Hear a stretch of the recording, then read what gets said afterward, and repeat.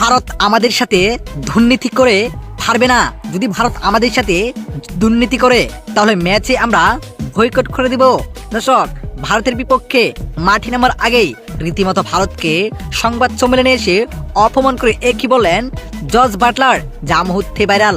দর্শক, আর কয়েক ঘন্টা পর সেমিফাইনালে মুখোমুখি হবে ইংল্যান্ড ও ভারত, যেখানে এই ম্যাচটি যেই দলে জিতবে সেই বিশ্বকাপের কাঙ্ক্ষিত ফাইনালে পৌঁছাতে পারবে।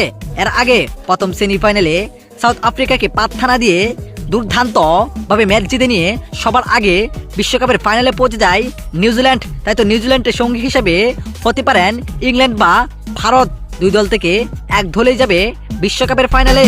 তাই তো আজ মাঠে নামবে দুই দল কয়েক ঘন্টা পর সেমিফাইনালে, যেখানে মাঠে নামার আগে ভারতকে রীতিমতো সংবাদ সম্মেলনে এসে অপমান করে ইংল্যান্ডের প্লেয়ার জস বাটলার বলেন, ভারত যদি আমাদের সাথে দুর্নীতি করে তাহলে ম্যাচে বয়কট করব, আমরা ম্যাচ খেলবো না।